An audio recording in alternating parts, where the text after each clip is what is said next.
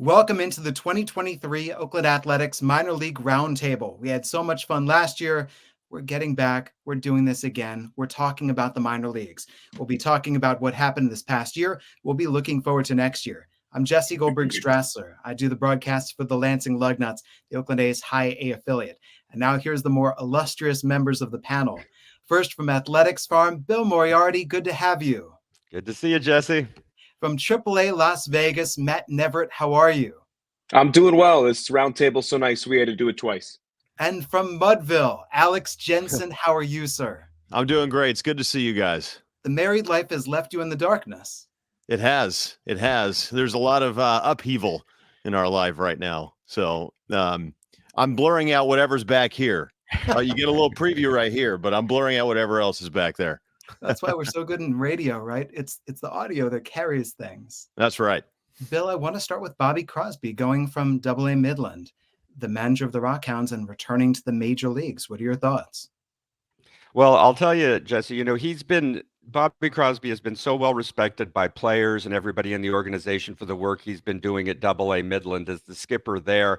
It's been nothing but positive feedback all around about him. And as you know, the A's are an increasingly young and younger team. And a lot of those players that have come through Midland that he's managed and handled are now going to be in Oakland, and even more of them will be in Oakland in the near future. He's got a good relationship, a good rapport with these guys as young players, and to have a guy that they're confident in, that they believe in, they trust, they know, and who knows them there on the major league staff can only help those guys continue their development at the major league level. Alex, you know Bobby fairly well, right? Decently. He was going to be the Ports manager in 2020, and we all know what happened in 2020. So I never got a season with Bobby, but I got to chat with him quite a bit leading up to that non-season.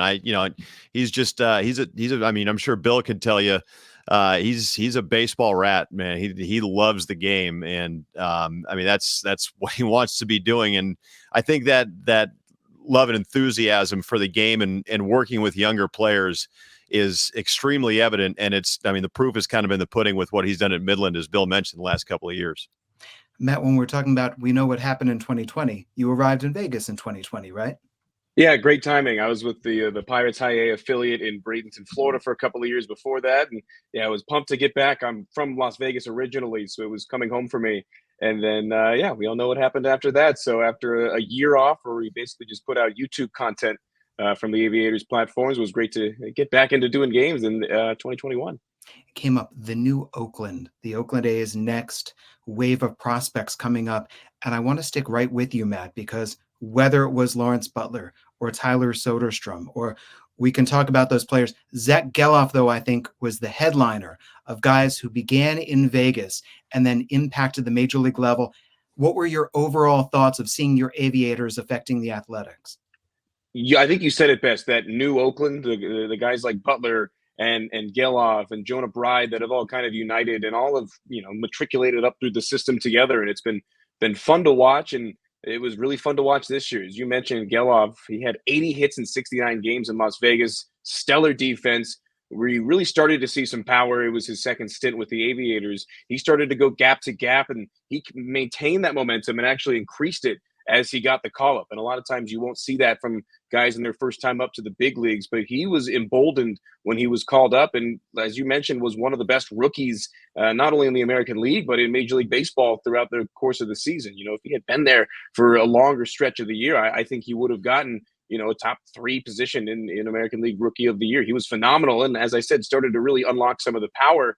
And how about the advancement of Lawrence Butler? I mean, he flew through the system, and deservedly so. He's a rare mix of speed and power. He's getting better defensively. He's always had an above-average arm. And you guys have known he's one of the most fun guys on the team in the clubhouse. He's always just a joy to be around, and he makes some of those plays that you just go, wow. You find yourself saying, wow, when you watch Lawrence Butler play. So those two in particular, I was really, really impressed with. Two guys that had gotten their first major league call-up and got better as they got up there. They awarded him for his personality and character in the Arizona Fall League the year before. Bill, I'm going to come to you in a second, but first, Matt, there's another wave coming of the players who didn't get the call-up, but we know who's coming next. So my question to you is, how do you pronounce Daryl's last name? It was one that a lot going back and forth at the beginning of the year. Hernandez. And it's definitely a name you're going to want to know. He is really, really fun to watch. He really started to unlock a lot of things offensively this year, but really defensively. He had a stretch of 50-plus games in a row at one point where he didn't make an error, playing at a premier defensive position in the infield at shortstop. And all of a sudden, it's another guy who has flown through the system. They got him in the Cole Irvin trade last year. That was a rare win-win for both sides because Darell Hernandez is a legitimate major league shortstop. He's got some pop. He has one of the most aggressive approaches you'll ever see. But he does a good job of taking bad pitches. It sounds funny, but he is very aggressive, but also has a great eye. It's just, he's a guy that has patience too. So he's kind of an anomaly in a lot of ways. But, he led all Oakland minor leaguers in hits this year. And he's another guy that I expect to get better as he moves up to the big leagues. Bill, you are Athletics Farm. And just to take people behind the curtain, there's no AA Bob Hards. These are not hard times. Bob is on vacation right now. So we've got Bill filling in to represent the AA Midland Rockhounds. But because Alex, Matt, my scope is fairly limited to our affiliate, I can ask you about the overall system and about your impact, your opinion of watching this first wave arrive and the next wave coming upon the major league level. Yeah, well, with the A's in rebuild mode, this year provided a lot of opportunities for a lot of these prospects we've been hearing about and talking about for a long time. As Matt mentioned, Zach Geloff, cream of the crop, and since he was drafted, he's moved through the system so quickly, and everybody's always spoken highly about him, just about his ability to play the game right on every level, to have really good baseball instincts. And then you've seen a lot of those other guys, as you mentioned, like Lawrence Butler, Tyler Soderstrom, move on up through the system and make their major league debuts this year. But, there's still more guys in the pipeline as well. Guys like Denzel Clark at Midland. Before he went down with the shoulder issue, he had better numbers at Midland than Lawrence Butler did this year. And Denzel Clark is just a really, he's got every tool in the book. The guy's got power. The guy's got speed. The guy can play in center field. So I think Denzel Clark's another guy to keep an eye on. As Matt mentioned, Darell Hernandez might be the next guy to really make an impact at the major league level. Between Midland and Vegas, he hit about 320 this year as a young shortstop. And even more importantly, a lot of people questioned his ability to play shortstop. As Matt mentioned, he was pretty solid defensively there. If he can stick at shortstop, the A's don't have a really offensive-minded shortstop, on the major league roster right now. So Darell Hernandez could, maybe with a good spring training, even break with the big league club. But if not, I would certainly expect him to make his major league debut sometime in 2024. And then also someone that Matt would know as well, Brett Harris, spent most of the season at Midland, finished up the season at Vegas.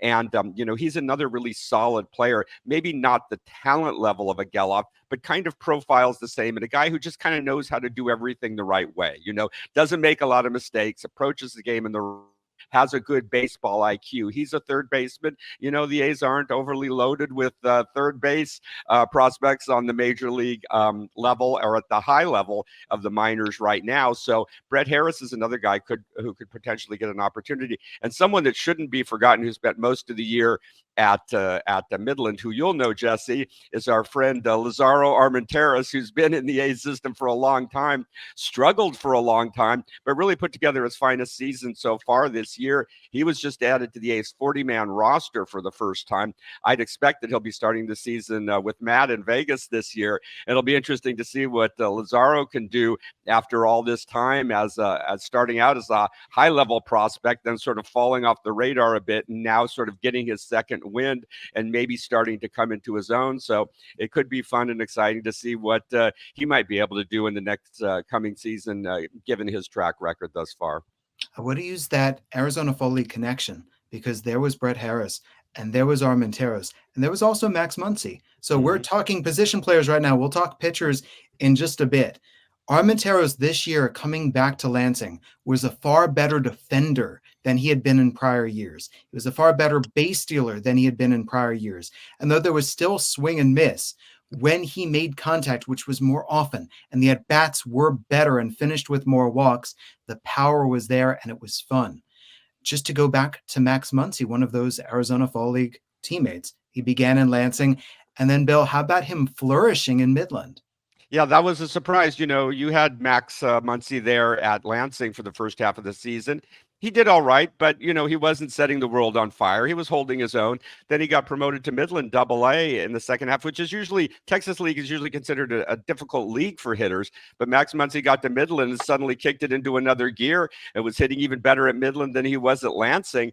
And he's a former first-round draft pick. He's a talented guy. He's got tools, and to show the ability to hit right off the bat at AA Midland shows that Max Muncy is not that far away from the major leagues either. He could be about a year away from making his major league debut. Another exciting shortstop prospect who would be great to see in the green and gold. I think also, you had a guy there all season, Daniel Susac, the catcher, another former first-round draft pick who hit around 300 at Lansing, just the year after getting drafted. This was his first full season in the pros, which is, a pretty impressive feat for a guy that, just came out of college and is still pretty young. And, those catchers, they take a lot of wear and tear, a lot of beating on their bodies, and to be able to hit 300 his first full season of pro ball, I think is pretty impressive for Daniel Susac as well.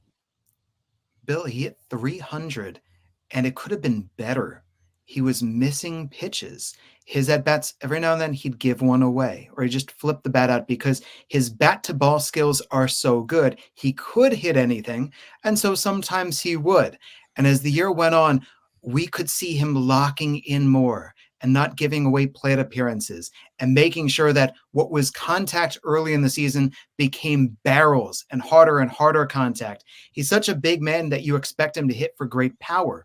But he's such an adept hitter, he doesn't need to. He just puts the bat on the ball, and then the ball can fly. So it was a blast to be able to see that. And Alex, I want to get you involved because I love you, and you've been quiet so far, and that should change. 12 minutes and 10 seconds. I'm sorry, what was that? You saw this coming with Susac last year. Yeah, a little bit. I mean, I only got a small sample size, probably about 50 games, but I kind of saw the same thing you did where, I think that going through each level for Daniel Susac in terms of his approach is going to be good for him because he's going to get exposed in a different way, as every guy does. But, he came into pro baseball with the reputation, as you mentioned, Jesse, as kind of a free swinger and a guy that would expand the zone. So you kind of rein that in and you start being a little bit more selective and saying, okay, here is, especially early in the count, here's what I'm looking for. Here's the window. Here's the area. Or, for some guys, maybe it's the pitch type. Here's where I want to attack. And if I get that pitch, I'm going to put the barrel on it. And with Susac, if he's able to do that, as you mentioned, the ball is going to fly. So it can take a little while, I think, maybe even, 500, 600 at bats and kind of going back to the old school mentality of a guy needs 1,000 at bats before he gets to the big leagues. Right. So, with guys that may not have that approach right away, that can definitely be a good thing because the more levels you move up, the more that's going to be exposed. If you're chasing sliders a foot off the plate, or your approach is something that can be exposed by older pitchers, guys who really have an idea of what they're doing. But I agree with you. I think once Daniel Susac finds an approach that gets him in the strike zone, one that he's comfortable with, I think he has the potential to have an impact bat along with his reputation behind the plate. He was the first rounder in 2022. You saw the second rounder, Henry Bolte, and I don't think plate discipline is a problem for him. He's really exciting. He turned 20 in August, so he's still a really young player. But to watch him go from high school and then seeing the numbers that he put up in the Arizona League, in the complex league after being drafted, they were underwhelming, but it's your first exposure to professional baseball. But I mean, you want to talk about a tooled up guy. I'm not sure there's a more tooled up guy in the entire organization. I mean, tools that are comparable to like a Lazaro Armenteros. Probably a little bit more of a refined approach. I'm waiting for him to get to that, access that pull side power, because all of his home runs, 90% of his home runs that he hit this year in Stockton came to the opposite field, which is encouraging, but it's a legit, I had scouts tell me it's a legitimate 70, 75 grade power. In Fresno, if you guys have ever been to that ballpark, hitting balls over the video board in left center field. I mean, it is tantalizing power. And, I think that his ability to see the ball deep and hit the ball the other way hints at the fact that there may be a little bit more of a hit tool there as well. And on top of that, of course, he can really run. So I think it's the type of pick you want to make in the second round. I think I've talked with you about this before, Bill. A guy that has incredible upside. I mean, all-star upside. And boy, if he can refine his approach a little bit more, access that pull side power, again, I think it's super encouraging for him that he's able to hit the ball with authority the other way. Not many young hitters can do that, but if he can learn to get from deep in the zone to out front, I think the sky's the limit for him, especially if he can kind of keep those instincts and hit the ball away the other way with authority still. I mean, you're talking about a guy that could have, 30, 35 home run potential. He was the second rounder. I think we need to talk about the third rounder because, Alex, I think you agree with me when you talk about tools up. Bill, this might sound silly. Colby Thomas has loud tools. So, Alex, I'll just set the table for you right there. Yeah, I think it's a little similar to Bolte. It was interesting for me, Jesse, because when I saw Colby Thomas, and especially the first couple months, you remember he hadn't really played in games for about a year.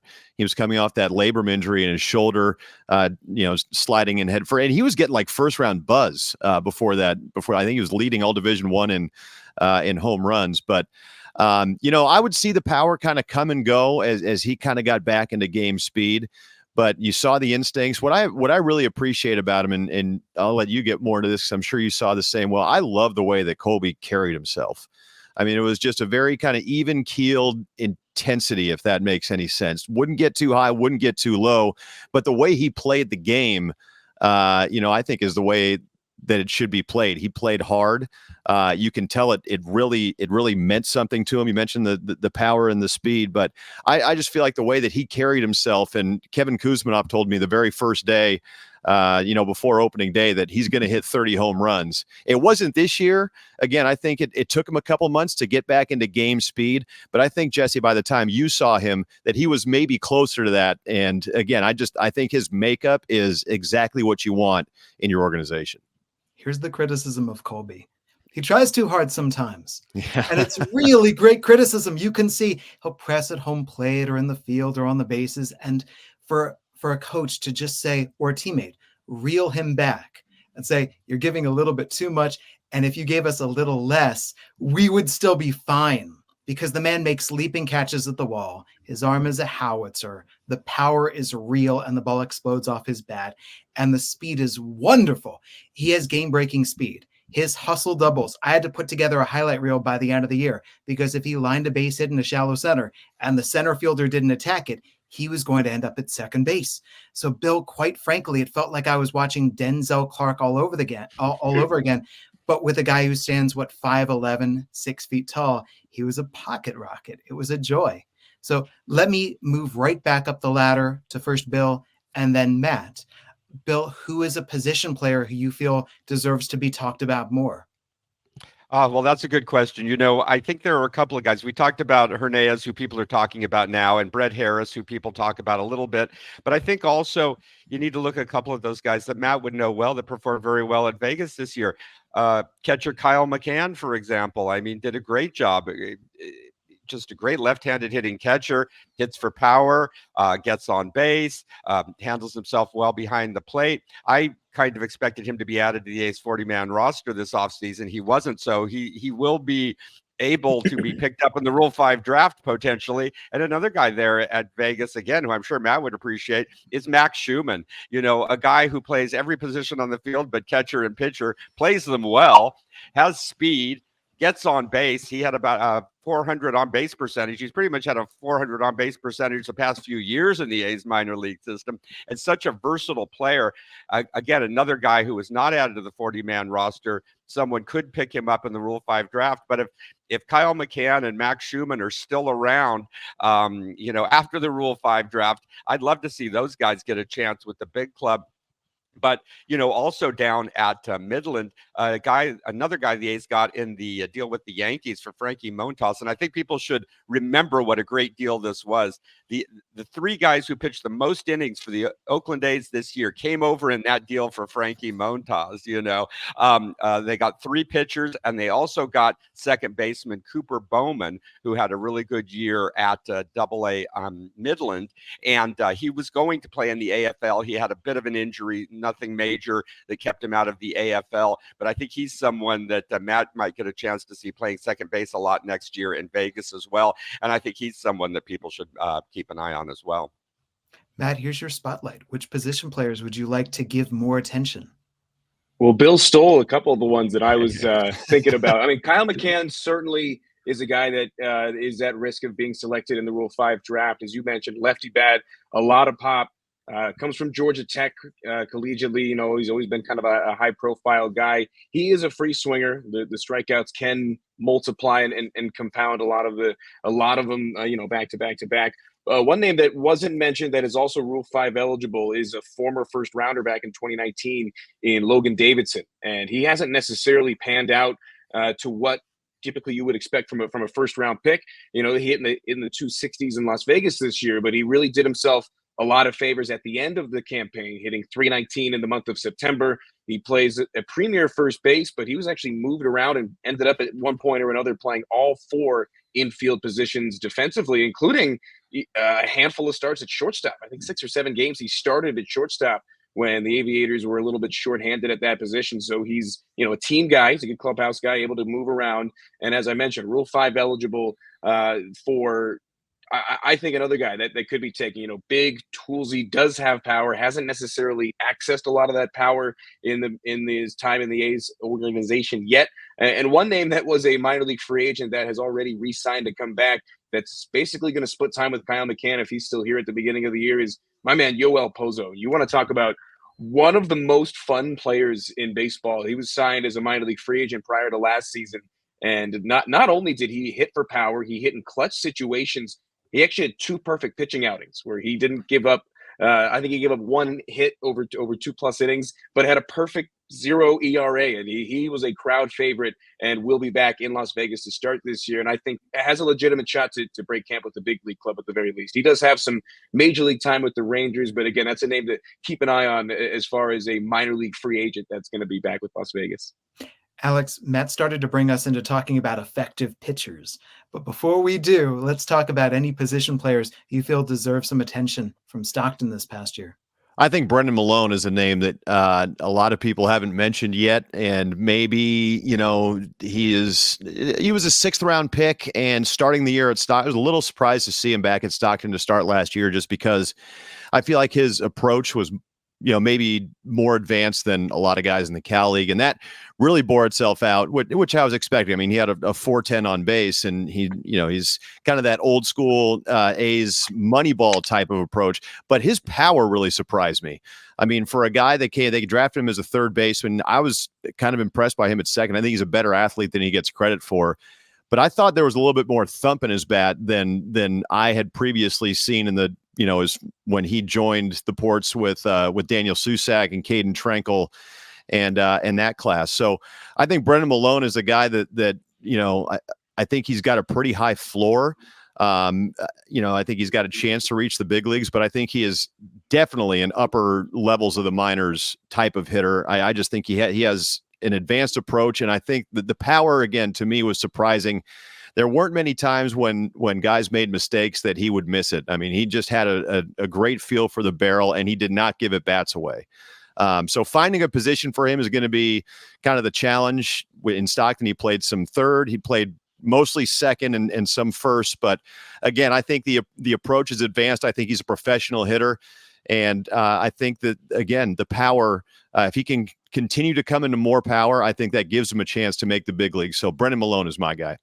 He's so fascinating because of how much he studies his swing and everybody else's swing. Right. I feel like he could be a professor on swings with how much he is glued to his and everybody's video. I'm going to save a big name because I would like, after we talk about pitching, to talk about the 2023 draft in particular. So you might know where I'm going there. And Alex, I'd like to come back to you to talk about your impressions of the 2023 draft picks that you saw.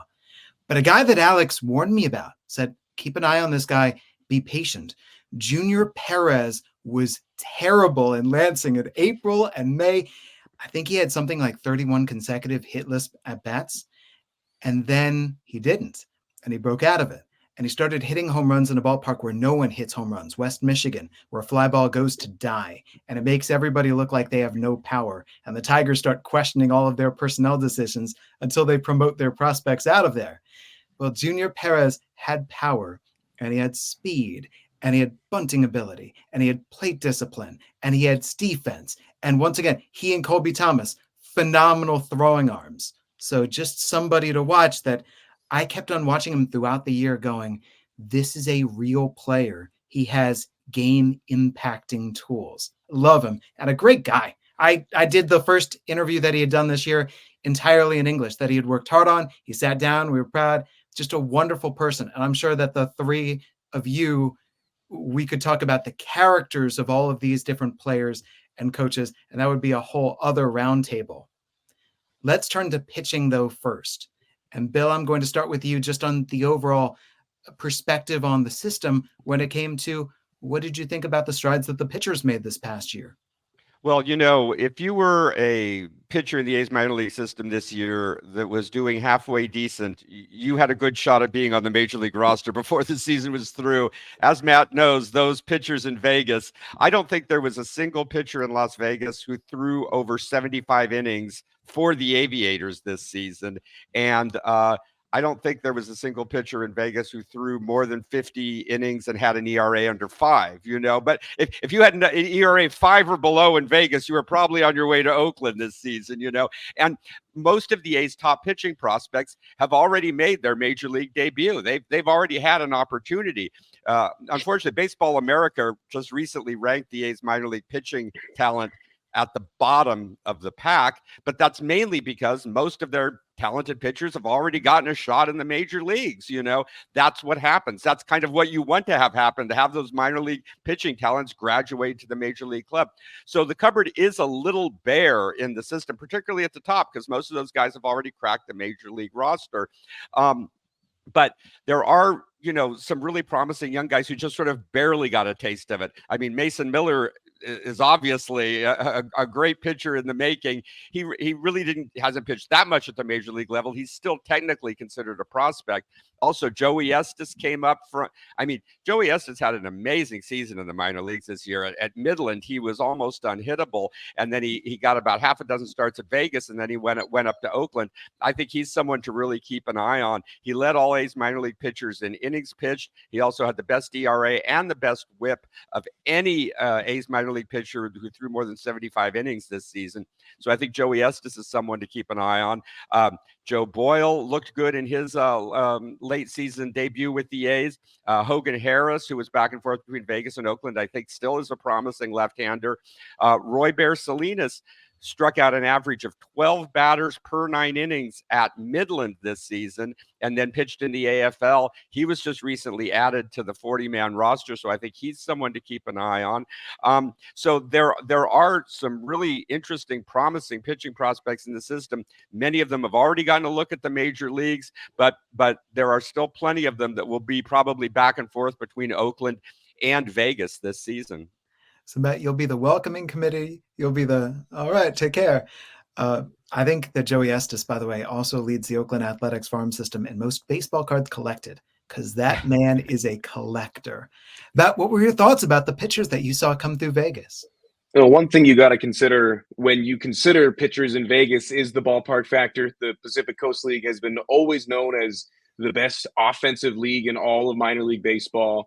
And Las Vegas, we're at about 3,500 feet elevation. There's a jet stream to both left and right center field. It is one of the top offensive environments in baseball at any level. So that's one thing that you have to always consider when looking at Oakland prospects through the Las Vegas lens. And Bill, you were spot on about basically anybody who had a little bit of success got the call up. So it's always great. That's what's one of my favorite parts about the AAA level is getting to wish so many guys off for their major league debuts, because there is nothing like it. When you see a guy getting a phone call, whether you're on a bus or in the dugout or at the stadium early, you can just tell by the body language, what that phone call is. And there was so many guys that got the chance. Mason Miller is one of the more intriguing prospects, I would say, in all of baseball. And he was pushed up quickly. He made 4 starts with the Aviators, 12 scoreless innings, and how about a strikeout to walk ratio of 23-2 in that stretch? His first outing of the year with Las Vegas was 5 perfect innings, and he was pulled. I think something like 11 or 12 strikeouts, because they're really, really keeping an eye on both his elbow and his shoulder. If they can keep him healthy, he's going to be one of the most dynamic pitchers in all of Major League Baseball. But if you go to Fangraphs right now, guys, and look at the projected 26-man roster, and then you go down to the couple of guys that they've got listed as starting the year in Las Vegas, you've got 5 starting pitchers on the 40-man roster that are, at least right now on Fangraphs, projected to be in Las Vegas. Listen to this potential rotation for the Aviators to start the year: Joe Boyle, Freddie Tarnock, Joey Estes, Hogan Harris, Osvaldo Bido. That's pretty darn good. And so I would say at this point, we're going to see kind of a log jam between Oakland and Las Vegas as far as starting pitching. And it's kind of similar to how it was at the beginning of last year, where the Aviators had some really solid starting pitching to start the year. And while the injuries and other instances of the Major League level bumped a lot of those guys up, we're going to continue to see a lot of guys rotate in and out as they try to get the system going. Osvaldo Bido is a guy that I actually spent a year with in Bradenton when we were both in the Pirates organization in 2019. And I mean, he's a long, lanky right-hander. He does such a good job of getting close to the plate. I mean, his arms and legs, he looks like a smaller version of an NBA player. He's not quite that tall, but he does a really good job of going downhill, releasing the ball a little bit closer to the plate. So his 92, 93 looks a little bit closer to 95, 96. And I think that could be an advantage even in an offensive friendly environment. So I think that, the Aviators pitching this year, to get it going, will be interesting to see who we start with. Keep in mind, Jack Cushing was the opening day starter for Las Vegas last year. He made 3 starts and then was back down to Midland. So he's another guy that is A, Rule 5 eligible, and B, likely going to be starting the year with the Aviators again. Matt, I want to go back to you talking about seeing guys getting told that they're heading up. Is there any one memory in your mind where it was special, it stood out? What's funny is the Joey Estes one is one that stands out, because we were on the bus on the way to the airport from a series in Round Rock. We were driving to the Austin airport. That's my actual favorite thing about the AAA level, is flying, even if it is commercial. We'll somehow, I guess we'll survive. But I was actually the last one on the bus with all my gear. I just ran on. As you guys know, sometimes you're kind of just sitting with whoever. And Joey Estes, third row, open aisle seat. I said, "Hey man, you mind if I sit here?" To second my pants touched the floor, the seat, his phone rang. He picked it up and immediately just started glancing around. He called both parents, and I was like, "You want me to go?" I asked him, I said, "You want me to go sit somewhere else?" And he was like, "No, you're good." In his mind, I probably didn't even exist at that point. So that's one that stands out. Garrett Acton was another one this year. That is a guy that had certainly deserved it. He had gone through a lot of adversity. Was a guy that was a projected, 6th to 8th round pick in the 2020 draft, ends up going undrafted because, as we all know, that draft was only 5 rounds. And so here's a guy who is expecting a couple $100,000 bonus, getting, $10K to sign with the A's on a we'll try you out basis. And to see him work his way up, going through some of the things that he had been through from an injury perspective as well. That was another one as far as guys in this past year that I was probably one of the most happy for. Alex, let's talk about why the cupboard might not necessarily be bare. Su-Chen Shah showed up in Stockton. Luis Morales showed up in Stockton, and more. What were your thoughts on the Ports arms? Well, we only saw Luis Morales for about 3 weeks. I mean, I think he showed the A's quite a bit in the Dominican Summer League, because what I had heard was there was a chance that he didn't get out of the Complex League last season, but as you know, he ended up in Lansing to end the year. Was that right? Did he end in Lansing, or did he? He did. Yeah, that's right. I wasn't sure if he got above Lansing for a start or two, but another guy as advertised. I mean, I think what I was most impressed about with Luis Morales, I mean, the velocity was obvious, but just how easy it was for him to get the ball going downhill and really just pound the knees, because the slider was, and I think the spin rate, not to get too into the weeds, but was over 3,000 several times, which is like an elite number. So, just his ability to tunnel those 2 pitches, the command with the slider wasn't all the way there, but it's an arm, it's a package, it's a pitcher's body that you can kind of dream on. And he can, he's a guy that can be up there with Mason Miller with some of the best pure stuff in the system, and really in the minor leagues next year, if he can put that together. You mentioned Tu Chen Sha, who's an intriguing, and another guy who didn't pitch this year was Chen Zhengao Zhuang, who they both came from Taiwan. They're a little bit different. I felt like Zhuang was more of a power guy, 95, 96 with an excellent changeup.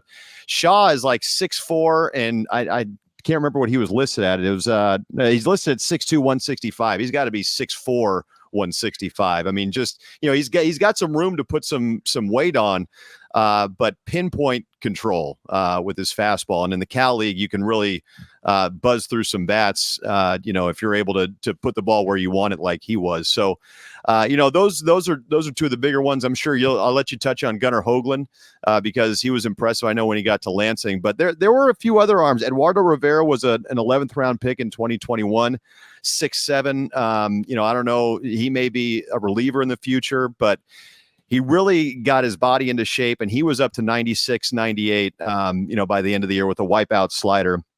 And then I know James Gonzalez made his way back to Lansing, and it was great to see James Gonzalez put together the year that he did. He's kind of an under-the-radar guy with a really good changeup. His breaking ball was, way improved from years past. I mean, he used to just be kind of a fastball changeup, and even saw him get up to 94, 95. So those are some of the guys. And Jose Dicoche is another one who really burst onto the scene early.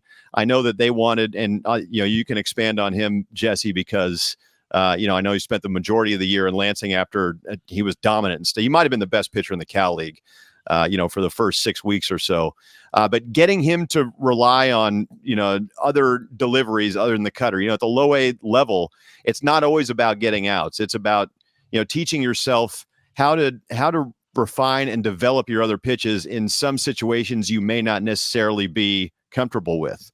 So it's more about developing the player than it may be at the AAA level with you, Matt, getting outs, trying to get to the big leagues. But Jose Dicoche is another intriguing arm that put up some video game type numbers in Stockton as well. I think it's going to be interesting to see what Dico does next year because of how important this year was in taking that step forward. Tyler Baum is another guy in terms of 2023 was so different from 2022. Now, how does he build on it? Because the stuff is there. Now he's not his own worst enemy. And now what does he do? Gunnar Hoagland is not in that category because I would compare him to Brennan Malone. Those two guys told me during the year that they weren't what they need to be yet. And for Gunnar, it was the body. It was getting himself back to 100%. He still wasn't there. Brennan, it was mechanical things. But each of them going, if this is what you're doing when you're not right yet, what is going to happen when you get right? Because Gunnar showed up and he was nearly perfect immediately in his Midwest League debut. Knew exactly what he was doing. I love that cliche. He had an idea, and so the batters were helpless. James Gonzalez has an idea. The changeup is devastating. One of the best changeups I've seen. The curveball, he can throw it for a strike whenever he wanted. And so if that fastball is there too, that's a wonderful pitchability lefty with stuff that takes you by surprise, and he could go deep. Yeah. And then the final guy that I'll throw out from Lansing, I'll throw out two more names. I was so glad to see what Jack Perkins did in the Arizona Fall League. Alex, you told me about Jack. You gave me the early warning. What an arm. So he stays healthy. He studies. He is a grinder.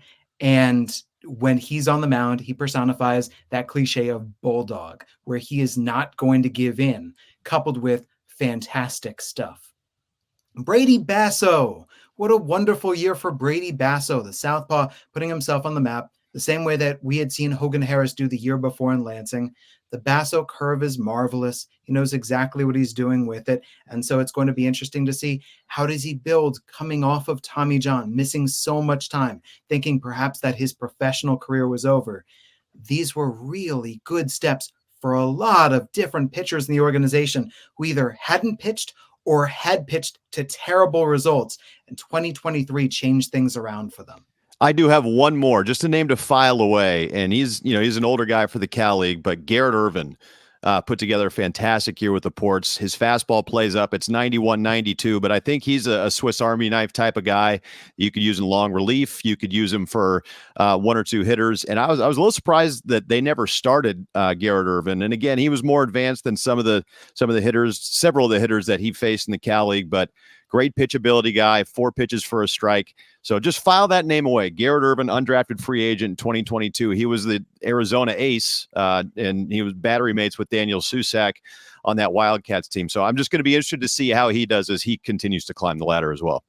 Alex, I'm coming right back to you because I want to talk about 2023 draft picks, and then we'll wrap things up. Matt, Bill, Alex, all of your thoughts on the system as a whole. 2023, I'll start with Jacob Wilson, the first rounder. We got to see him in Lansing. Every single day, there was the highlight defensively. There was a game where they put him out there as a defensive replacement, and I didn't catch it right away. And then somebody hit a ball deep into the 5.5 hole, the Tony Gwynn hole. And suddenly the shortstop was over, ranging photos right, and firing it across. And I thought, oh, Jacob Wilson came into the game. He was such a joy to watch defensively. His energy was palpable. Matt, you know the kind of energy that Joey Estes had constantly where he couldn't stay still? Oh, yeah. That's Jacob Wilson energy. What I enjoyed the most in watching him play, beyond the bat-to-ball skills, beyond the defense, beyond the instincts, because it was fun to watch. The ball would come back into the infield from the outfield, or there would just be a ball into no man's land. What could you do?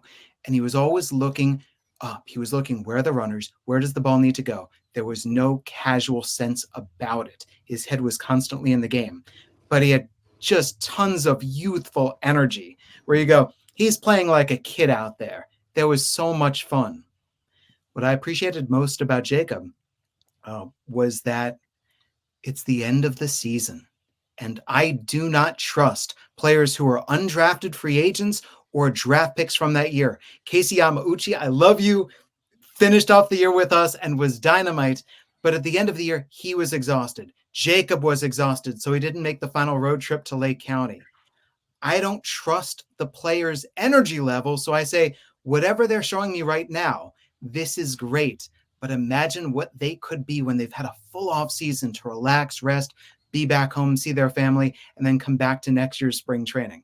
That's what got me most excited about what Jacob could be. Now, Alex, to you for your thoughts on the 2023 draft picks you saw. Well, a guy that we saw in Stockton that I got to be honest, I was a little surprised to see at the end of last year was Miles Naylor. 18 years old, playing in the Cal League, coming out of high school in Canada, of all places. So there were some struggles there for sure. But one thing that really surprised me, and I know he profiles, his draft profile was strong with the bat and his power potential, and I certainly saw that. He was a much better defender than I thought, and they played him at shortstop. I know he was listed as a third baseman. They played him at short. I thought he showed really good instincts. I thought he showed tremendous athleticism for an 18-year-old kid who was 6'2", 195. The power didn't always show up in games. There was definitely some swing and miss, which you'd expect from an 18-year-old playing, at that level. And it took, I think it took him a couple of weeks to kind of get used to the speed of the game. But, he showed up with the Ports first week in Visalia, hit a home run in that series. So I think that there is, he's a gamer. He's kind of the quiet type, but again, that same type of intensity we talked about with Colby Thomas. But again, I think what was most impressive to me, we knew about the bat, we knew about the power. His defense and athleticism was really what stood out to me. I thought he had excellent hand. He was a pretty sure-handed shortstop at 18 in minor league baseball. Jonah Cox, the 6th round pick, had a heck of a college season. I think he was like the 3rd longest hitting streak in Division I history. Ridiculous energy. I mean, he has like this little hop that he does every time he digs into the batter's box, and it just kind of personifies his whole game. He was 14 of 16 on stolen bases. He can really fly. He's 6'3". I mean, he's a big dude that can run and has some pop. Again, there was a little bit of swing and miss there, and I think when the A's get these guys out of the draft, and Bill, you could probably attest to this, they really just kind of let them go. They don't really put their hands on them too much yet. Show us what you can do, and we'll kind of take it from there in the off season and work on some things that where we think you can improve. And, most of these guys coming in, they don't see the type of arms that you see in the Cal League, guys throwing 95, 96, some of them no idea where it's going. But so there was some growing pains with Jonah Cox, but he also hit close to 300. Again, he was a menace on the base pass, and he was very good in the outfield. So I think there's a hit tool, I think there's power, and I think there's a lot of speed there. I had a couple scouts compare him to like an Eric Burns type of player. Plays with that type of energy, and he's got kind of a similar type of skill set. And then a 15th round pick, Will Simpson out of the University of Washington. And he was Cal League Player of the Week sometime in late August or early September. Clearly an advanced bat. I think that there are some things that they want to do with his swing plane because it is a bit of an uppercut swing, but he showed very good hand-eye. I mean, an ability to put the bat on the ball and an ability to drive the ball from foul pole to foul pole. So power potential, again, a more athletic guy than you would think at 6'4", 225. He moves well. He was a good defensive first baseman. So, I think it was a solid group of position players for sure. I'm really excited to see how Miles Naylor continues to evolve his game. I don't think, Jesse, that we're going to see in Stockton this year Cox or Simpson. They'll probably be coming your way, I would imagine anyway. I mean, we'll see what happens in spring training, but I'm really excited about, what we're going to see from Miles Naylor, both how he improves this offseason as a hitter and how he continues to grow as a defensive player. I'll be ready to roll out the red carpet, but we're rolling up the red carpet right now. We're wrapping things up.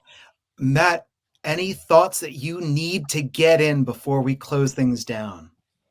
It's going to be an interesting year at the top of the A's system. As you had alluded to earlier, the new Oakland has kind of gone up and made their major league debut. No longer prospects. We're talking Soderstrom, Geloff, and Lawrence Butler. We're going to start to see the next wave of position players move up. Guys like Darrell Hernandez, Brett Harris. I think Logan Davidson is apt to make his major league debut if he can make a strong start either in spring training to the year or a strong start here in Las Vegas. And then there's some exciting pitching. There really is, especially when it comes to hard-throwing right-handers. You got Mason Miller, Joey Estes, Joe Boyle, even a guy like Royber Salinas, I think, is a guy that can make an impact even at 22 years old at the major league level. So it'll be interesting to see who starts with Las Vegas. As I had mentioned, it is the most offensive-friendly environment league-wide in all of baseball. So a lot of the numbers are inflated or deflated depending on which side of the ball you're on. And also it's interesting to see who is going to start in Las Vegas pitching wise, because that, as always with the A's system over the last couple of years, there's a good group of about 8 or 9 guys that they could, fashion into a major league starting rotation, and the rest start the year in Vegas. And there's a lot of shuffling in there. Those 5 guys that I had mentioned earlier that Fangraphs have projected to start the year in Las Vegas as their rotation all have multiple options, including Osvaldo Bido, who was signed with 2 options remaining. So it's going to be a lot of moving parts, as it always is. But and as always, also the offense in the beginning part of the year is a lot higher than in other parts of the country, at least out here in the PCL. So it's always exciting to start the year, and it's always exciting, as I had mentioned earlier, to see these guys off, whether it's their major league debut or, in the case of some of the older veterans, the 13th, 14th time that they've gotten up there. Bill Moriarty, your final thoughts? I think with the A's still in rebuild mode, it's going to be interesting to see, which players crack the major league roster and make their major league debuts this year. There are still exciting guys, as we've mentioned: shortstop Darrell Hernandez, third baseman Brett Harris, outfielder Denzel Clark. Those are all guys who could be making their major league debuts before the 2024 season is through. It's always exciting to see what those guys can do when they get their first opportunity on the major league stage. And then, a lot of the A's most recent first-round draft picks have been performing well, and those guys are in line as well. Guys like shortstop Max Muncy, catcher Daniel Susac, shortstop Jacob Wilson, who you just mentioned. Those are all recent first-round picks who have been performing well so far in the system, and those guys will be on the move up the ladder as well. And the A's will have another high draft pick coming this summer too, so it'll be fun and exciting to see who they're able to add to the system come July. We can't wait to see. That's the fun of it for all us. We get to see them first, and then you get to see them at the major league level. Alex Jensen, your final thoughts? Yeah, I'm excited to see where some of these guys from the 2023 draft class end up, and what their debuts look like. Ryan Lasko, the second rounder out of Rutgers, we didn't see him outside of Arizona. Seventh rounder Nate Keel out of Cal State Fullerton, he never left Arizona. And then you look at some of these high school pitchers. This is the most intriguing, at least when talking about the lower levels of the minors of the A's system. To me, Steven Echevarria, who signed for $3 million. I'm assuming as long as he and the fourth rounder that was Miller stay healthy, Cole Miller, that I would imagine they'd be in Stockton at some point this season. So I think for me, an organization that has been a little hit and miss with high school pitchers in their past. What are these guys going to look like when they get to minor league baseball and finally make their professional debut? I think those two guys, the third and fourth rounders from last year, Echevarria and Miller, I'm most excited to see next year. Alex Jensen, the voice of the Stockton Ports and sometimes the Oakland A's. Thank you. Thank you, Jesse. Bill Moriarty with Athletics Farm. Bill, thank you for your time. Thanks. And Matt Neverett with the Las Vegas Aviators. Matt, thank you. Happy to help. Great to be talking baseball this time of year. Yes, sir. I'm Jesse Goldberg-Strassler. My final thought is thanks to the commander, Cody Elias, for putting this all together. This has been the A's Minor League Roundtable. We thank you.